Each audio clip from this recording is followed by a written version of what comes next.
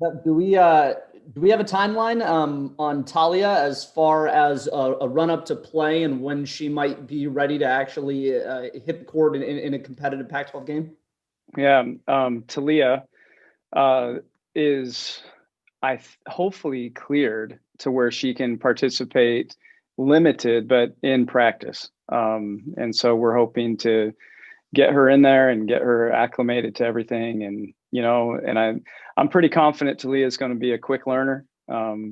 Pick things up. That's one of the strengths of her game is her IQ and just her maturity on the floor and decision making. And so it's going to be really fun, for a teacher to see, how quickly this is a really unique, only the second time in my career, 25 years now, where we've added a player mid-season. And the only other time was back at George Fox, and it was a player that had transferred out and then transferred back. And so she was already familiar with everything, and knew everyone. So it's a really smooth transition, and so for Talia to be watching us so closely now, she's going to be immersed in everything. It's going to be fascinating to see how quickly she can pick things up. And the team has been awesome in welcoming her, and it's nice to have her in the gym for sure. How does she fit with Aaliyah and Sasha in the backcourt there? Well, extremely well. I think you've got a player that her strengths, I mean, handling the basketball, making decisions with the ball. I mean, she's got a point guard mind. She's a coach on the floor, very similar to Aaliyah. And, I don't think you can ever have too many point guard minds on the court, and so that's what I'm alluding to with picking things up quickly. I think that will be the case. And our conversation so far has just been fun, because she asked such good questions, and you can tell that IQ for the game right off the bat. Like, it's like she asked me something yesterday, and I was like, nobody's ever asked me that question before. I love it. That's typically a junior question, down the road. And so, that skill set is a playmaker, a distributor, and that's somebody that makes everyone else's, just like Aaliyah this year. Just the other day, we saw so many great passes against Arizona. We didn't shoot the ball quite well enough to win that game, but we got good looks because that ball came out on time to the right person.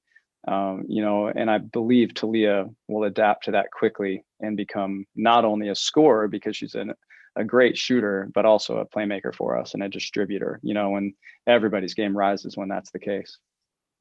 Scott, you mentioned it was such a unique situation to have somebody come in like this. Did you have any concerns about her coming in early, how she might fit in with the players that are there, and how you kind of acclimate her into what's a strange season, but kind of a middle part of a season for you guys?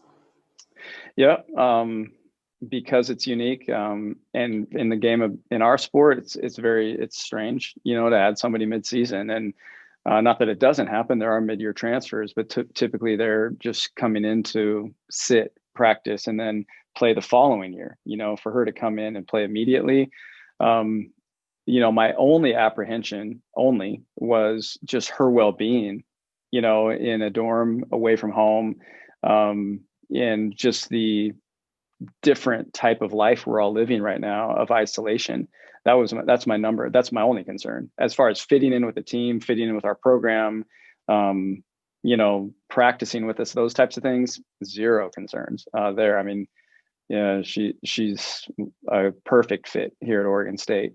So I was just worried about being away from home, starting classes a week and a half late, and the academic load that is, and the stress that puts on you, and because we've had, like we've talked about a million times, we've had community stripped away from us this year, which is that warmth of environment that, makes this truly a home away from home for these students. They don't see our fans. We have even limited access off the court. The dorm life's different, campus life's different, of course. And so all my concerns were along those lines. I just care about her and want her to be taken care of. And our ability to take care of our students is limited this year in comparison to the norm. Scott, what would you need to see to be comfortable to put her into a game? Well, conditioning, just to make sure she hasn't been, playing on a team. I mean, that's the number one thing. You want to make sure that she's prepared for the intensity physically, and then for me, I was talking to somebody yesterday and I was saying, playing time decisions for a coach actually aren't as hard as people think they are. These decisions are made pretty logically, for in many senses. If a person earns it, if they're the best one, they get the minutes. So she's a player in our program. She'll have an opportunity to practice and earn time and earn minutes from day one. And so I think there's a great opportunity for her to come in and earn time immediately. That's one of the when Destiny left a year ago, it left a void in a ball handler role on this team. And so we've been, searching for help for Aaliyah there all year and developing that assistance in that way. And certainly those are Talia's strengths, so she'll have that opportunity right away. And if she adapts quickly, we'll see how she competes on the defensive end of the floor, which is another thing that's typically a steep learning curve for first year players, so as she picks it up, if she can help us, she'll be out there. There isn't a minimum number of practices or anything like that you have to have before you can play in a game, is there? Not that I'm aware of. Yeah. Again, such a unique situation. I haven't had this one before, so I have not heard that yet, though. We're kind of on the back half of the season here, Scott, and you guys have played 7 games. It's a third. Yeah, I was going to say it doesn't feel like it. Sure doesn't. for us too, honestly. But you guys have a 13-game threshold to make the NCAA tournament. That's the minimum. You've got 9 or 10 games left in the regular season. And, that's a thin margin, to kind of get to that number, the way things have been and the fact that there might be more postponements at some point coming down the bend. Are you at all nervous about reaching that threshold and what it means if you can't? Well, we need to win games first, to be considered for such a thing. And so we need to play better when we get the opportunity to. That's first off. Second, of course, we want to play as many games as we can because we like basketball. It's fun to play games. We've practiced we're getting about a game per month on average right now from July until now. I think that's what it's averaged out to be, right? And so that's the reason I was tardy on this call. Thanks again for your patience, but we're trying to get other games just so we can meet that quota and provide opportunity for this team to compete. So am I nervous about it? Shoot, no. We're just going to do the best we can, with the situation, and I'm confident that we'll find enough to qualify. What is the top priority right now? Is it shooting better? Is there something on defense that you really need to shore up? But what would you say would be the top priority at this point? Yeah, I think for our teams, offense gets easy when the defense is locked down. And I was watching a game from our Final Four season and earlier this week, and I was just looking at.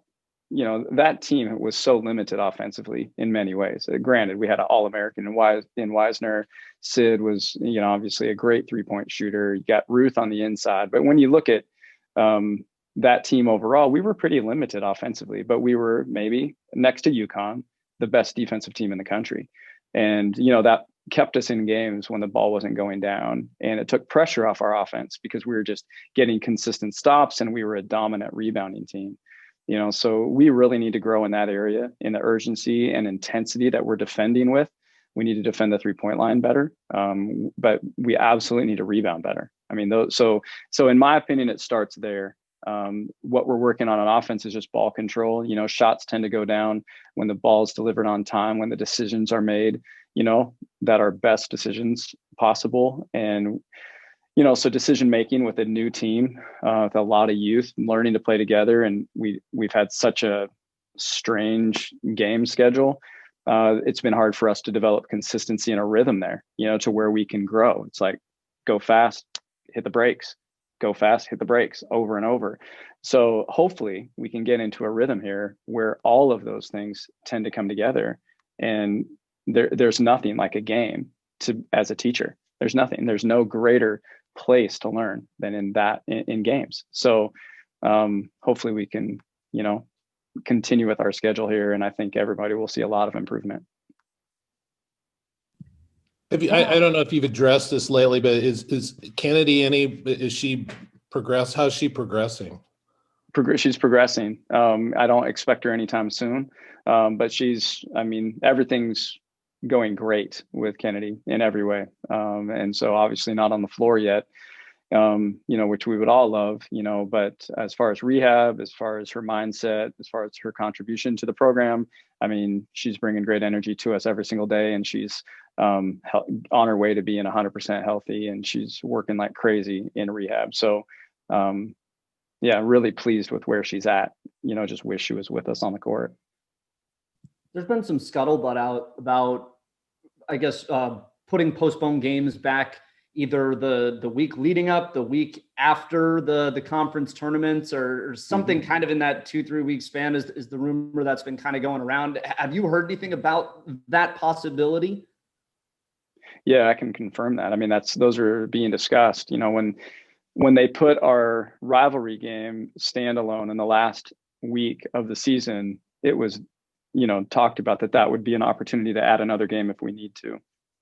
And then in one of our last Pac-12 calls, it was brought up that, this is an opportunity to add games the week after the Pac-12 tournament, for those teams that need it. And so those are two opportunities that are still out there, and that maybe that's why I'm not, nervous.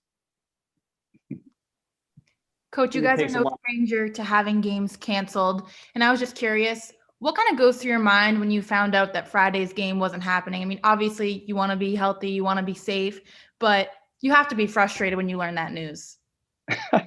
Well, yeah, it's frustrating only from you can't control it. So, it's just another hurdle. And, your initial human response is just like, of course, that's just the way it's going. You just go down that road. But at the same time, it's like, okay, how do we handle it now? How do we readjust to get ready for when we can? Can we add a game? So you just go right into, okay, what's this opportunity that has just been created? How do we make the most of it and turn this into a win for our team? And so, and just handle it well, so there's been so many, and we're all living this life of, we don't know what tomorrow's going to bring. We don't know what this afternoon's going to bring, all of that stuff, I think we're getting at it, at the disruption is the name of the season, I guess. Not easy though. And then because of the way this season has gone in terms of the cancellations and dealing with the pandemic, players have been awarded that extra year of eligibility if they want to take it. Have you had any conversations with maybe some of your senior leaders, some of your freshman players? Has anyone expressed that they possibly want to take that route? I have not put any pressure on anybody, to have like a serious conversation about it. We've talked just in general that this is the opportunity. This is how the NCAA is handled this year. And these are the opportunities available to you. And that, this year is basically, it doesn't count, in some ways. That's just the common general conversation that I think everybody's had.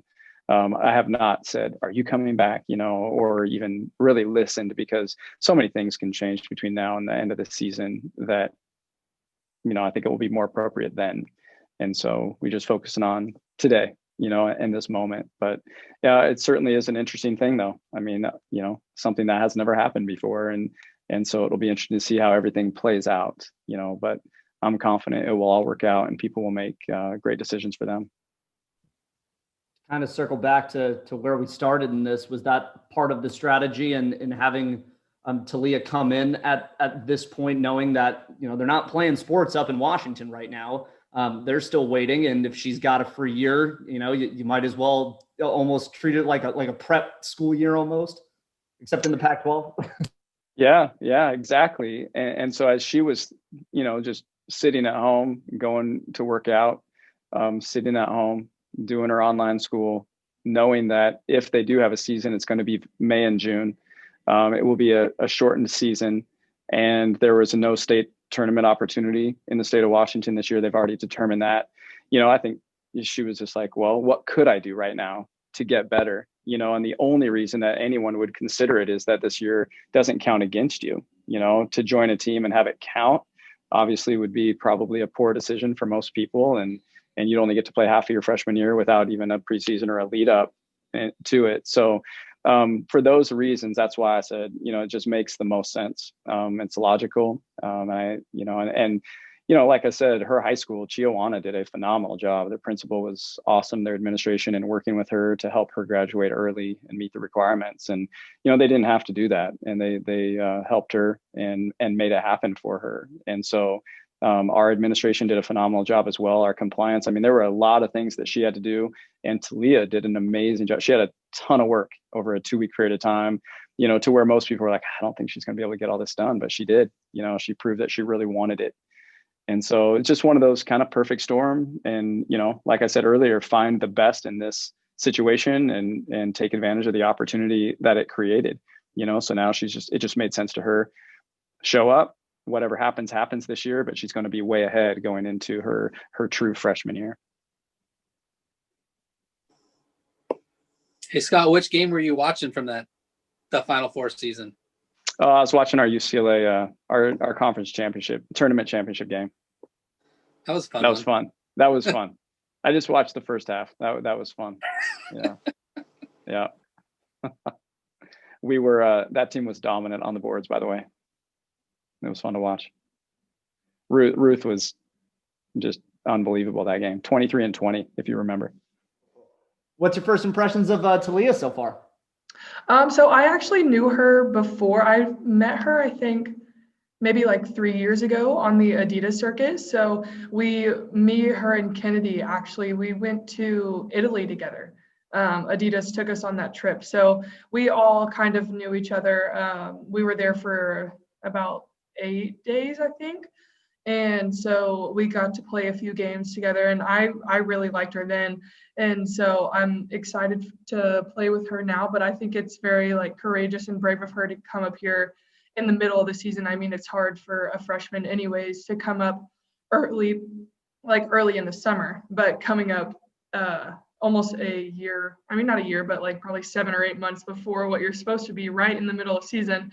That's very nerve-wracking. I don't know if I would ever be able to do that because that's scary. So I'm proud of her for that. And I'm really excited to play with her. She's an amazing player.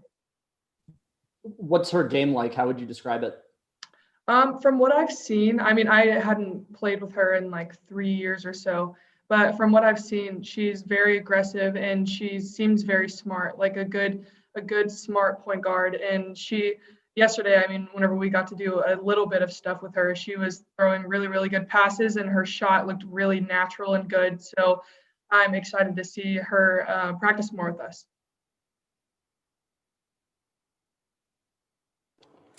Hey, Taylor, you guys have had some really good starts to games this year. I think almost in every one of them, but one, you guys jump out to a good lead, and then the opposition is able to come back in. Is that something that you guys have looked at and tried to figure out why that is?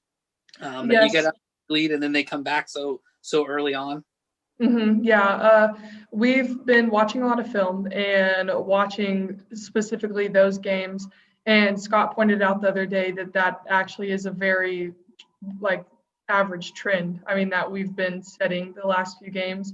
And we're just trying to figure out why we're letting opponents come back and what we need to do to stop that and how we can continue to put pressure on teams and continue to drive the score up and stop them on defense. That's a main goal for us going into these next few weeks in the Pac-12. How frustrating has that been to start off so well and then, have those moments where for whatever reason, the opposition is able to get back in? Just how frustrating is that, for you guys as a team? It's very frustrating, but I mean, it's on us. I mean, we're letting the teams come back. We're doing it to ourselves. So all the games that we've lost, I believe, were winnable games.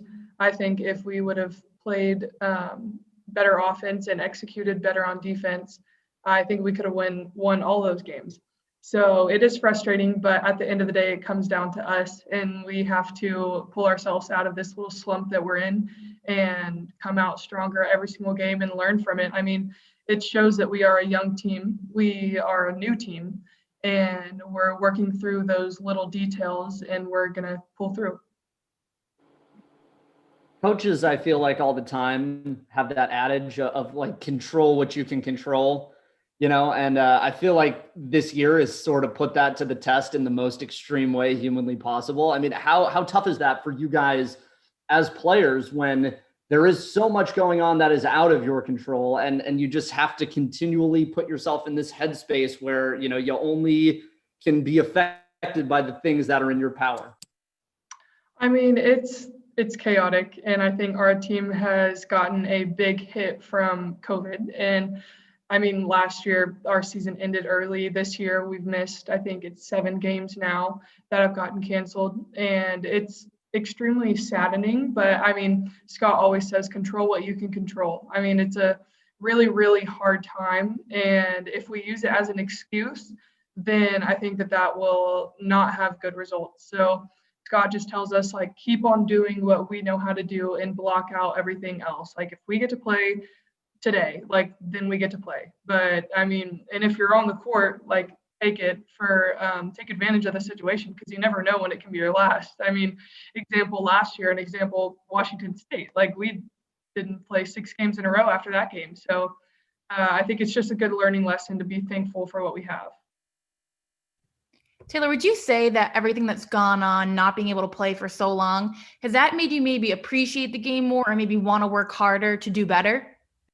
Absolutely. I mean, I think last year with us having such a long break of not being able to play basketball, I mean, it was almost impossible to find a gym. Luckily, I'm from Texas, so I went home and the restrictions are kind of lighter there. So I was able to find an outdoor court and play there. But when I came back up to Oregon, it was extremely hard to find a place to play basketball. And then, I mean, now you never know when you're going to be able to play. So you definitely do take, at least I do, I take every moment like as it could be my last. So when I step out on the court, I just want to play as hard as I possibly can, because you never know when you could be in quarantine for 2 weeks.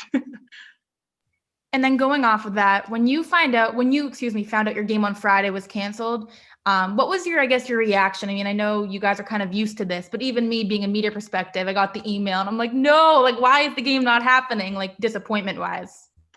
Yeah, I mean, it's kind of, I'm just like, it is what it is. We have no control over these situations. And I hate that Washington has to deal with it. I mean, we did it for almost 3 weeks. It felt like. So it is what it is, and we're just trying to take advantage of, like, us being in the gym. Like, at least we get to practice now, so that's a plus. Hey, Taylor, Scott said one of the things that's maybe lacking some in this year's team compared to some of the good teams of the past is rebounding and the defense. And I know, not saying you have to do all the rebounding, but it being in the post there, just how important is that, and what can you guys do, you yourself and as a team, to grab some more of those rebounds and maybe limit some of the opportunities, second chance opportunities? I mean, it is a major issue. I think right now that might be the defining issue.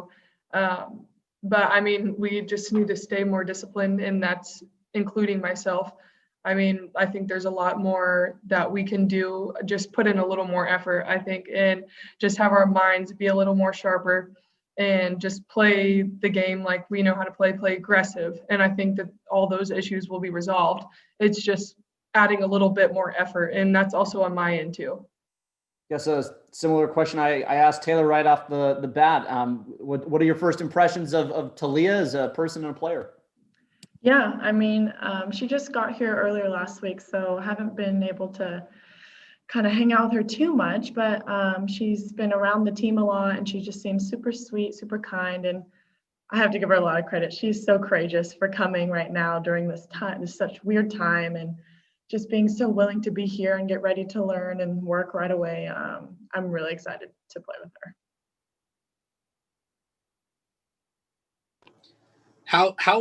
Yeah, you said courageous is what, I mean, could you have imagined you coming down? I mean, I know the situations were different, but coming down, the last half of your senior year of high school and then trying to jump in with this program and in the Pac-12 and learn everything you have to do, because you went through it. You know how hard it is to pick everything up. Just what's that process, or the next few weeks, maybe that process is going to be like for her to get comfortable with everything you guys do?